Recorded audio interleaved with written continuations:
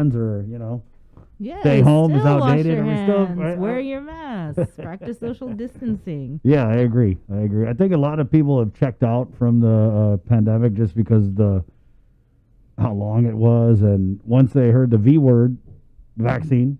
I'm not checking out from nothing. Yeah, so just continue to be safe, because and let's bring Dr. Ann in. Dr. Ann Pobutsky, our territorial epidemiologist, 744. This is the Link of the Breeze, 93.9. Good morning, Doc. Morning. Let's just start there. Is it over? No, it's not over. I think coronavirus is going to be with us for a while. It probably will become like the flu, where we have to get a shot every year because of these different strains that are circulating. They might have to tweak the vaccine in the future. And it's most of the time when some disease comes out of the woodwork or the forest or wherever it came from, bats or pangolins or whatever they determine, they don't tend to go away. Plague is still with us, cholera, leptospirosis. Yeah. That's the latest news. So it's good that people are lining up for the vaccine. That shows you that Guam's population is really smart. They say, wow, we want the vaccine. We're going to line up for it.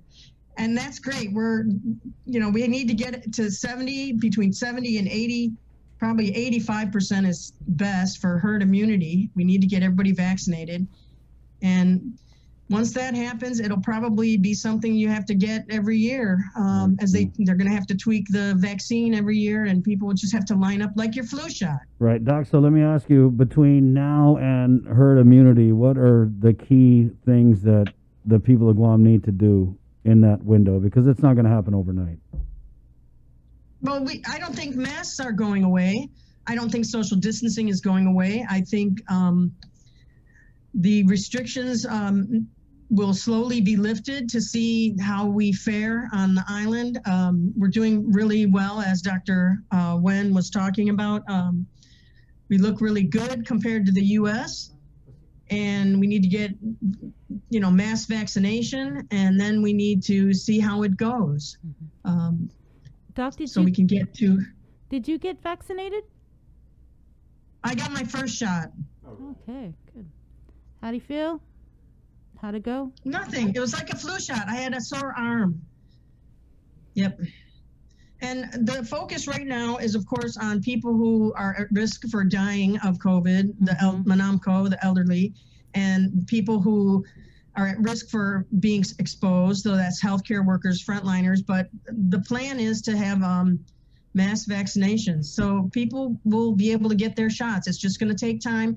It's a logistical issue. It's going to take time to roll it out. So the next 6 months is pretty key. So people cannot stop doing what they're doing. Mask wearing, social distancing, washing your hands. If you become positive, you're going to have to be isolated. The quarantine's not going away anytime soon, but we're looking really well compared to the continental U.S., right, as Dr. Wen was talking about. I noticed that you guys have actually started to put out more detailed information with those reports. I want to say it's not a daily. Is it biweekly or monthly reports that you guys are putting out now? Well, we're trying to put out summary reports that provide more detailed information, yes. And we finally have had some time to do that. We're still producing the daily sit rep. That's Vince Campo. He's one of our epi team staff. And we've got it's great. We're finally getting caught up. And we don't want to see another surge. But yeah, the detailed reports kind of talking about the symptomatic people, what's going on, especially with the deaths, because that's a big concern. Right. Speaking of the deaths, when we spoke to you last year, you were talking about how COVID would be, or was tracking to be, the third leading cause of death on Guam. How did, go ahead. We don't know yet. We don't have the numbers yet, but it's definitely going to be in the top 10. Okay. And actually, it'll depend on how they decide to rank the diseases, because a lot of times it's a underlying cause of death or a contributory cause of death, and not the immediate cause of death. So Right. it really depends on, but it's definitely going to be in the top 10, unfortunately. Yeah. What are you hearing about the variant, Doc?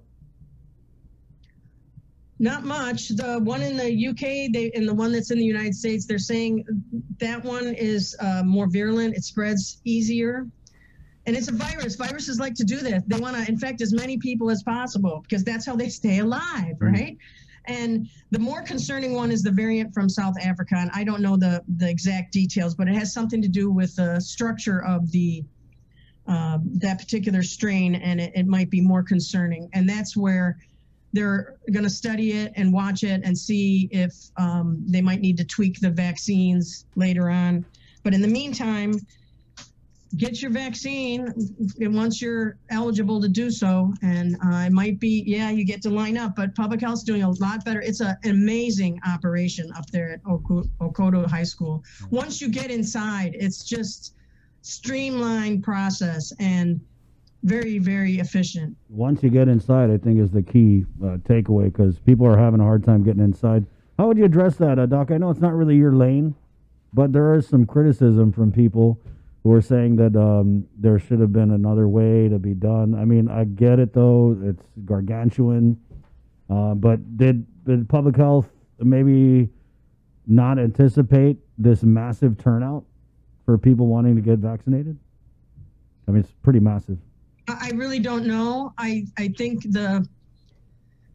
I don't know. I think it's just because people have this overwhelming response, which is fantastic, to line up to get a vaccine for the meningococcal. And, we're doing a lot better than they are in the continental U.S. They've had lines where people waited since 2 a.m. back, I forget what state it was. So we're not doing so bad. Yeah, people have to line up, but it moves fast. And they put out canopies for the meningococcal. They give people water, so it's not like it's that arduous, and people do get in after a couple hours. And I think they're streamlining the process a little better. I think they're going to open up Southern Health Center So it's happening. It just, we also have to respond to how the community responds. Right. Yeah. I mean, and going back to the key takeaway, once you get in, it does move smoothly. And I was able to accompany a couple of meningococcal last week, and let me tell you, that was the social event of the pandemic. These meningococcal were just so happy to see each other, whether it was from 6 feet away or 10 feet away. You had them all in one place. I kind of felt like I was at the bingo hall. You know what I mean? And so that was pretty interesting to see how happy they were to see each other, because a lot of these meningococcal have just been, locked up at home. Right, not going around. Yeah. Right. Well, and that's the intent, is to start with the highest, most socially vulnerable groups. Socially vulnerable means also vulnerable to, bad health outcomes. Right. Meningococcal. But just and frontliners, and then we'll get to everybody else. So it's following CDC guidelines. We're doing actually a bang up job, I think. And it's great to see such a wonderful response, because we do have to get to that high level. Just a word you of... guys didn't want to talk about leptospirosis? Yeah, we're going to get there, but I just wanted to throw out that, when I was talking about the social event of the pandemic, just remember to be mindful, right? Because a lot of these meningococcal are being escorted by family members who have done their best to keep these elderly people safe from the virus. So if you are happy to see meningococcal, maybe you haven't seen your uncle or your auntie since last year, please refrain from going up and hugging and kissing and touching. You can, still maintain that social distance, because that was something that I definitely saw in the line, was people were just, they were wearing the mask, but they were getting really close, and to kind of do the exchange of, oh my God, it's been forever, oh, Kevin, so actually I had a body block a couple people, so just now on to lepto. So what's our lepto condition? Huh? What's the question? What are we, like, lepto condition of readiness? What, 4? No. Leptospirosis is always around. We always see cases every year, 1 or 2. We actually had one in August, but we really didn't start to get concerned until September, October, November. Then we had 8 cases in a 3-month period. And now in the past 6 weeks, we've seen 8 cases. It's because of the rain. We've had a really, really rainy year. So that means it's out there, and after a storm or a flood, if you're hiking, especially in the south, streams, rivers, we had a group that went swimming in the Illig River up at the Meningen Memorial. 4 of them got sick. And we had some hikers. People love to hike. It's probably not a good idea to be hiking especially after a storm, hiking, swimming in the rivers. It's out there. It's a nasty bacterial disease. It's treated with antibiotics, but people need to be careful, and that's why we're putting the word out, because we had a very, very rainy year, and that's when we started to see an uptick in cases. So what happens when we had 16 total in a period of 4.5 months, 5 months. Can you go into more detail about what happens when you get lepto? Because maybe we just need to make people more afraid of it. Well, most of these people ended up at an ER, either GMH, GRMC, or the Navy hospital, and that's how we get the reports. We have them, the hospital's on the lookout for it, because we get the reports. I told them to be on the lookout when we started seeing cases back in, September, October, November. And it can mimic other, I don't know, I forget the symptoms offhand. But especially like if you have a cut and you go hiking and you're in the mud and crossing a stream, you can get lepto. Yeah, there's beach hike, guys. You guys go on a beach hike. That's safer. Yeah, go to the beach. Don't go swimming in the rivers after a rain, especially. Right. Has anyone ever passed away from lepto?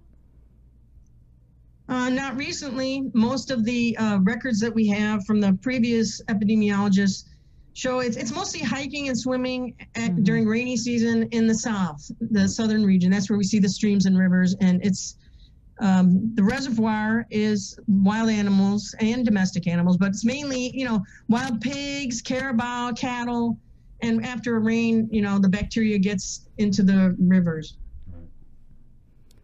All right. Anything in closing, Doc? What's your last word? Let's get a mic drop here. Go ahead. Last word about what? Just give us something good to put on the the news. The good news is we haven't been seeing a lot of influenza, and they haven't been seeing it in the States. The first indication was actually Australia. They weren't seeing influenza because people aren't traveling. When people travel all the time, hundreds and thousands of people on plane, influenza spreads. So we haven't been seeing a lot. We've seen a few cases, but we haven't been seeing influenza. Could also be the masks, wearing of masks. It's another respiratory disease. Haven't seen a lot of Shigella either. That's because people are washing their hands. So these basic measures, these hygiene measures, wearing a mask, social distancing, washing your hands, it keeps people from getting sick. It's basic hygiene 101. So that's the good news. We're still seeing COVID, but we hope Guam is looking really good compared to the continental U.S., and we hope it stays that way. That's why the quarantine is still in force, and we're hoping people aren't going to be bringing it in from the continental U.S. because it's a mess over there. It's a horrible mess. And we're looking good. So we want to keep it that way. We want to keep it out of Guam and move forward so we can address other issues that are of public health concern that don't go away, like STDs. Which STDs, Doc? Okay. Is that it? Yeah, okay, that's fine, yeah. Okay. We're gonna bring you back on about STDs because I notice you always bring that up. So maybe we need to do a TED talk on STDs with symptoms, go into detail, freak people out, make them be safe. Okay. All right, thank you, Doc. Happy New Year. Okay. Okay, see you. Yeah, if you read her epidemiology reports on the STDs, make you never want to leave your house again. 758, we're KUAM FM in Agotni, Guam. This is the link on the Breeze 93.9, proudly brought to you by Calvo Enterprises and IT&E. Dr. Peter Lombard is our crunching COVID stats guy. It's been a minute since he's been on, so we want to bring him on and find out what he's making of these numbers. I think we're also going to get the newly crowned communications director down at Adelup, Crystal Pacos, and